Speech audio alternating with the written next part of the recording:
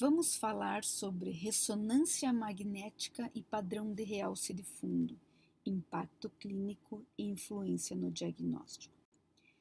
Desde a primeira publicação do BIRADS mamográfico, em 1993, várias foram as evoluções até que na quarta edição do BIRADS foi introduzida a ultrassonografia e ressonância magnética, culminando em 2013 com a quinta edição, onde houveram vários avanços e o principal dele foi a introdução do termo padrão de realce de fundo, que nada mais é do que a porção do parênquima que realça após a injeção de contraste, mas que tem uma importância fundamental na acurácia final da ressonância magnética.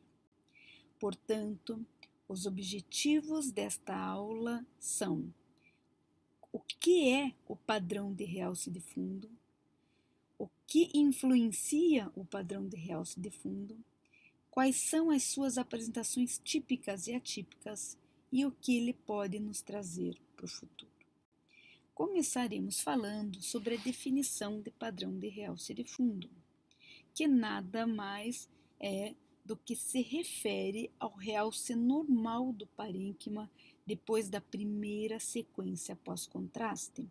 Ou seja, quando a gente avalia padrão de realce de fundo, nós sempre vamos avaliar a primeira sequência e não as últimas sequências, onde todo o parênquima já estará realçando.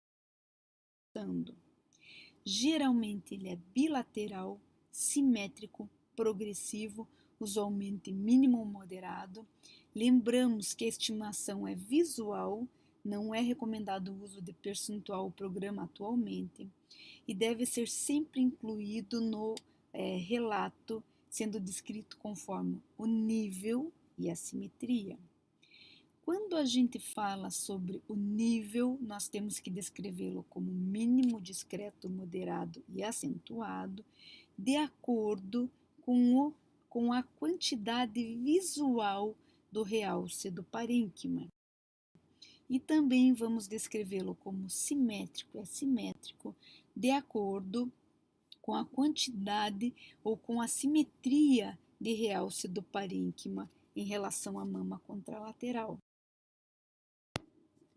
Entretanto, o próprio BIRADS coloca na sua descrição que reconhece que outros padrões de realce de fundo têm sido descritos e que requerem estudos posteriores para justificar sua inclusão nos descritores do BIRADS. Por quê? Porque o padrão de realce de fundo é um processo dinâmico que varia entre as mulheres, assim como varia em uma mesma mulher durante um período de tempo. Quais são os problemas quando ele é assimétrico, porque pode ser confundido com o realce não nodular? Alguns casos são muito fáceis de você ver que esse é um padrão de realce de fundo assimétrico e que não corresponde a nenhuma lesão. Outros casos já não são tão fáceis assim. Esta paciente, por exemplo, tem um padrão de realce de fundo moderado, mas tem uma área diferente do restante, que não tem tradução na mamografia e na ultrassonografia dirigida. A primeira coisa que nós fazemos é um seguimento no 10º dia do próximo ciclo menstrual, onde nós observamos que essa alteração não existe mais, fazia simplesmente parte do padrão de realce de fundo assimétrico. O problema é quando ela é precoce, porque pode se assemelhar a uma lesão suspeitosa. Ou seja, vejam como esta alteração é um pouco mais precoce do que o restante do padrão de realce de fundo, mas novamente não tem alteração na mamografia e na ultrassonografia dirigida e um controle 3 meses após a interrupção da terapia de reposição hormonal não demonstra mais nenhuma alteração nessa topografia. E para confirmar que realmente não era lesão, ela retorna 9 meses depois da interrupção da terapia de reposição hormonal e nós não observamos mais a lesão. O problema também quando ele é difuso e acentuado, porque pode interferir na habilidade de detectar e distinguir pequenas lesões captantes.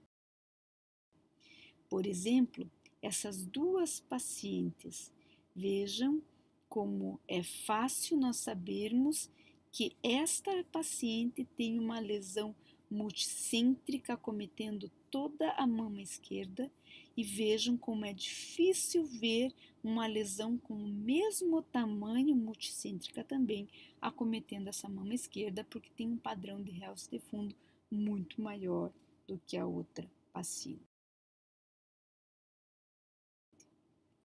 Portanto, muito importante nós conhecermos quais são os fatores que influenciam o padrão de realce de fundo. E um dos primeiros padrões que nós temos que saber, um dos primeiros fatores que influenciam o padrão de realce de fundo é a técnica e o contraste. Ou seja, o padrão de realce de fundo, que significa o realce normal do parênquima depois da injeção de contraste, ele vai ser menor quanto menor a concentração do contraste. Ele vai ser diferente em diferentes sequências de T1. Então, quando a gente compara um exame de um aparelho diferente com um aparelho nosso, nós temos que ter muito cuidado, porque eles diferem sim. E também ele é diferente de acordo com os diferentes tipos de contraste, pois tem diferentes difusões. Isso normalmente não ocorre quando nós estamos tratando do mesmo aparelho, com a mesma técnica, com o mesmo tipo de contraste no teu serviço. Mas quando você vai comparar com serviços diferentes, sempre tem que saber que esse é um fator que influencia no padrão de realce de fundo.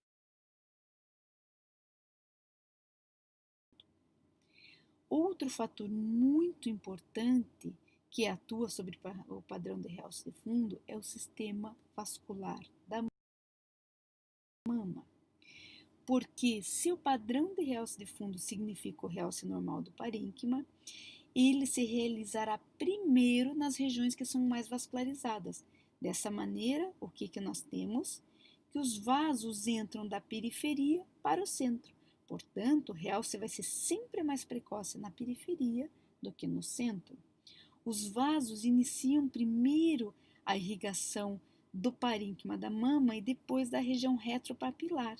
Então, portanto, a última região a ser vascularizada, a ter um padrão de realce de fundo é a região retropapilar. E com isso nós vamos ter o padrão em marco de fotografia, com o realce periférico primeiro e a última região a ser realçada é a região retropapilar. E o que ocorre quando nós interferimos a vascularização, como por exemplo na radioterapia? Aquela mama que foi submetida à radioterapia sempre vai ter um padrão de realce menor do que a outra mama sem alteração. Outro fator que influencia muito o padrão de realce de fundo são os hormônios, porque já que o padrão de realce de fundo significa o realce normal do parênquima, pode sofrer grandes variações conforme as alterações dos níveis hormonais. E essas variações hormonais ocorrem muito na vida de uma mulher. Desde a menarca, que ocorre entre 9 e 13 anos, até a menopausa, que ocorre ao redor dos 50 anos, nós vamos ter o período fértil, que é aquele suscetível à variação hormonal, e depois ela entra no climatério, onde nós temos uma interferência menor a nível hormonal. Lembrando que nesse período fértil nós vamos ter a gestação, nós vamos ter bloqueio hormonal com anticoncepcional, com implantes de Mirena, e também temos que saber que quando fazemos reposição hormonal, nós vamos ter alteração do padrão de realce de fundo. Mas qual é a ação específica do estrogênio e da progesterona na mama e a relação com o padrão de realce de fundo? Então, nós sabemos que os dois principais hormônios que atuam durante o ciclo menstrual é o estrógeno e a progesterona. O estrogênio ele tem um pico pico, ele começa a ser produzido no primeiro dia do ciclo menstrual, com um pico no 14º dia do ciclo menstrual e reduzindo até o 28º dia do ciclo menstrual. E a principal função do estrogênio na mama é que causa aumento da vascularização e duplica a proliferação celular, ou seja, o epitélio ductal e acinar, para preparar para a fase secretora. Isso sabe que essa alteração causa um efeito estamínico-like, ou seja, vasodilatação, aumento da permeabilidade, e se espera que isso aumente o padrão de realce de fundo.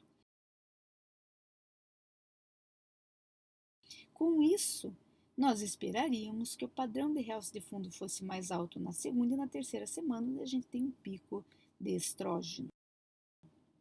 Já quando consideramos a progesterona, ela vem baixa até a metade do ciclo, onde ela tem um aumento progressivo e vai reduzindo até chegar ao 28º dia do ciclo menstrual. A função da mama, ela tem uma função principal de preparar a produção de leite, ocasionando uma hipertrofia dos ácidos para que se forme epitélio secretor e acumulação dos nutrientes para a amamentação do bebê.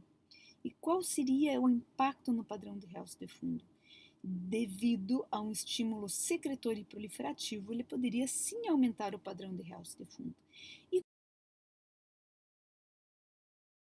com isso, nós esperaríamos que o maior padrão de realce de fundo dos nossos pacientes ocorresse na terceira e na quarta semana. Mas, na verdade, então, nós teríamos o maior padrão de realce de fundo na terceira, quarta e quinta semana, se elas fossem relacionadas com a quantidade de hormônio, e o menor padrão seria na primeira semana. Mas, na verdade, os trabalhos científicos não nos mostram isso.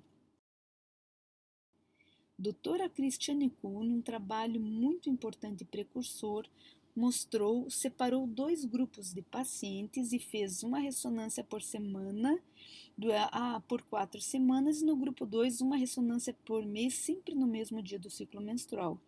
E concluiu que o padrão de realce de fundo foi maior na primeira e na quarta semana e foi menor na segunda semana do ciclo menstrual. Outros trabalhos confirmaram esses achados da doutora Christiane Kuhn, mostrando que o padrão realce de fundo foi maior na primeira e na última parte do ciclo menstrual e sempre menor entre o 7º e o 20º dia do ciclo menstrual. Com isso, os trabalhos nos mostram que o menor padrão de realce de fundo ocorre na segunda semana de ciclo menstrual. E daí nós tiramos 2 conclusões. Primeira, o nível de estrógeno sérico não se correlaciona com o padrão de realce de fundo. Portanto, o que se sabe atualmente é que provavelmente o padrão de realce de fundo reflita a alta proliferação celular que ocorre na segunda fase do ciclo menstrual e que é atualmente a forma como se pensa que os hormônios induzem ao câncer de mama. Ou seja, nós teríamos aqui, com o padrão de realce de fundo, uma representação muito mais importante de maior risco para o câncer de mama do que, por exemplo, simplesmente ter uma mama densa ou não densa, se isso refletir o que nós estamos pensando. Este foi um trabalho bastante interessante que dividiu as pacientes em lesões benignas e malignas e demonstrou que aquelas que tinham lesões benignas tinham uma redução importante do padrão de realce de fundo na segunda semana do ciclo menstrual, enquanto que aquelas com lesões malignas não tinham diferença do realce da lesão e do padrão de realce de fundo no controle evolutivo. Essa é uma paciente, por exemplo, de 38 anos, assintomática, que estava em seguimento por alto risco familiar. A mãe e a tia tinham câncer de mama. Esse é o exame de julho de 2012, esse é o exame de julho de 2013, onde se observavam duas novas lesões que não tiveram tradução na ultrassonografia dirigida na mamografia e retornaram no 9º dia do próximo ciclo menstrual, e onde teve uma grande redução do padrão de realce de fundo e também das lesões.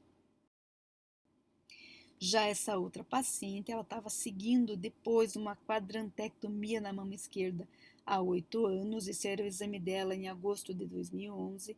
Em agosto de 2012, vejo como teve um aumento significativo de realce na mama direita, já que a mama esquerda tinha sido submetida à quadrantectomia. Na ocasião, ela não teve tradução à mamografia e ultrassonografia dirigida e ela retornou no 10º dia do próximo ciclo menstrual, onde a lesão persistia naquela topografia e a patologia final foi carcinoma ductal in situ. E o que ocorre depois da menopausa? O que a gente sabe na menopausa é que no momento que ela ocorre, há uma redução importante do estradiol, assim como das estronas e da testosterona também. E os resultados nos mostram que nesse período o padrão de realce de fundo reduz na grande maioria das pacientes numa quantidade muito maior do que a quantidade de tecido fibroglandular, permitindo concluir que o padrão de realce de fundo reduz mais que a quantidade de tecido com ausência do ciclo menstrual e estímulo hormonal. Só que no momento que nós temos reposição hormonal, o que ocorre?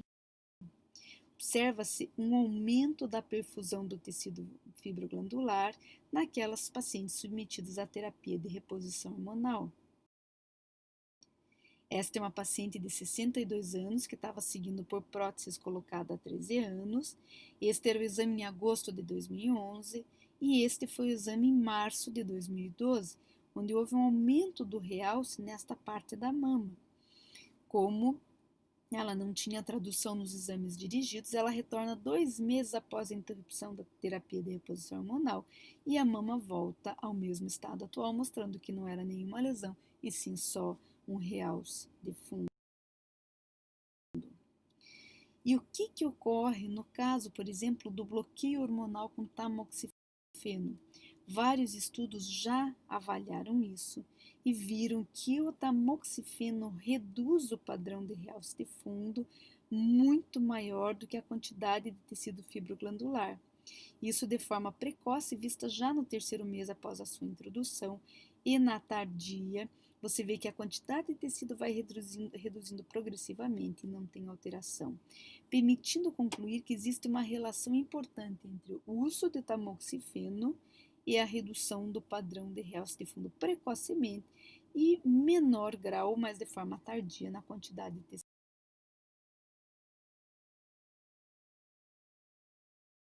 fibroglandular. Esses autores avaliaram o efeito dos outros inibidores da aromatase, anastrozol e letrozol, e viram que a redução foi menor. Lembra que a gente estava falando de 60% com o tamoxifeno? Com os inibidores da aromatase, a redução está em torno de 46% do padrão de realce de fundo e 5% da quantidade de tecido fibroglandular, ou seja, o tratamento com inibidores também reduz o padrão de realce de fundo e muito pequena redução na quantidade de tecido fibroso.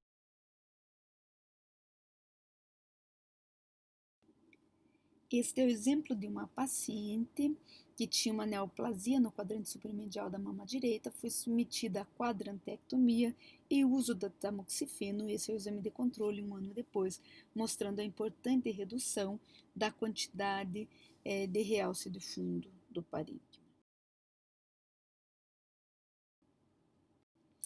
E qual é a relação do padrão de realce de fundo e do risco de câncer de mama? O que nós já sabemos é que mulheres com mamas densas têm 3 a 5 vezes maior risco de câncer de mama do que as pacientes com mamas adiposas ou grassas.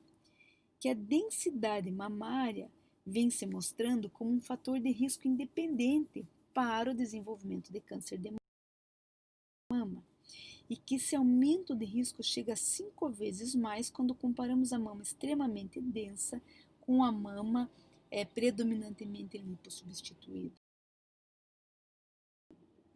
E que a densidade mamária na mamografia se correlaciona fortemente com a quantidade de tecido fibroglandular na ressonância. E alguns estudos sugerem que a quantidade do tecido fibroglandular visto na ressonância seria mais preciso para medir o risco de câncer de mama, já que é um exame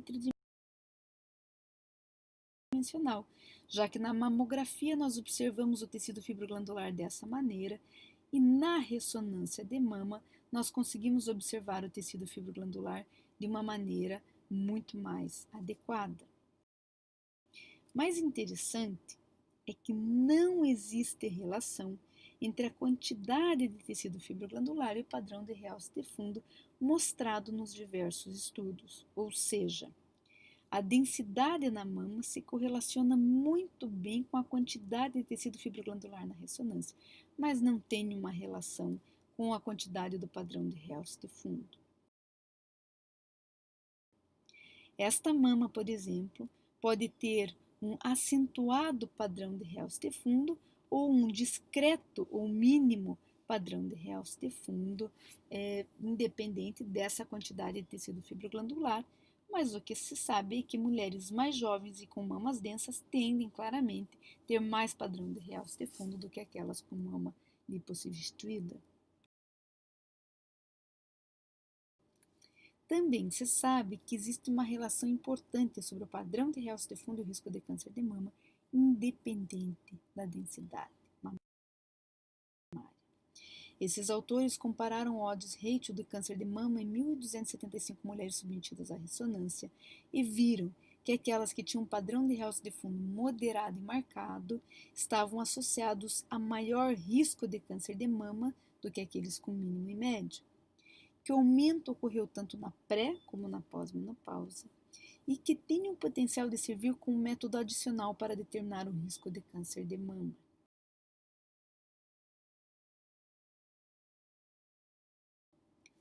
Já esses outros autores avaliaram 55 portadores de alteração genética do tipo BRCA1 e BRCA2 antes e após salpingoforectomia. Deste grupo, 9 tiveram câncer de mama e foram comparadas com o grupo que não desenvolveram. O que se observou? Que as pacientes que tinham maior padrão de realce de fundo antes e depois da cirurgia foram aquelas que desenvolveram o câncer de mama, sugerindo que o padrão de realce de fundo, muito mais que a quantidade de tecido fibroglandular, pode ser um marcador de imagem de risco para câncer de mama.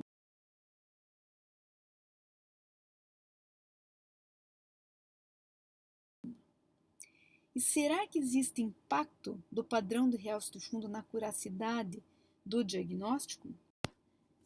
E vários autores estudaram esse tema. Esses autores, por exemplo, estudaram as causas de falso negativo na ressonância e observaram que as pequenas dimensões do tumor e o realce de fundo difuso foram as principais razões para falso negativo na ressonância. Esses outros autores estudaram 907 biópsias programadas e viram que dessas 8% foram canceladas e que o maior risco, o maior fator para o cancelamento de uma biópsia foram as pacientes com moderado e acentuado padrão de realce de fundo. Já esses autores tinham como objetivo determinar o impacto do padrão de realce de fundo em programas de rastreamento em termos de percentual de biópsia e BIRADS 3. Observaram que sim, o percentual de BIRADS 3 em quem tinha discreto, moderado e acentuado padrão de realce de fundo foi bem maior do que quem tinha mínimo padrão de realce de fundo. e concluíram que sim, se registram mais categorias B3 naquelas com moderado e acentuado padrão de realce de fundo, mas não houve diferença no percentual de biópsia e nem na detecção de câncer. Um outro trabalho com importante número de pacientes, incluindo rastreamento de alto risco, estadiamento pré-operatório e outras indicações, mostraram que, apesar do padrão de realce de fundo moderado e acentuado haver sido associado a mais BIRAD 0, 3, 4 e 5, não houve diferença no valor preditivo da biópsia, percentual de detecção de câncer, assim como na sensibilidade e especificidade da ressonância. Com isso, atualmente, nós não devemos incluir nos nossos laudos de ressonância que o padrão de realce de fundo moderado e acentuado reduz a sensibilidade da ressonância.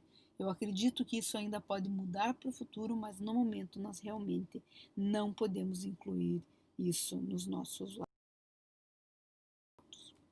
E quais são as aplicações clínicas futuras da avaliação do padrão de realce de fundo?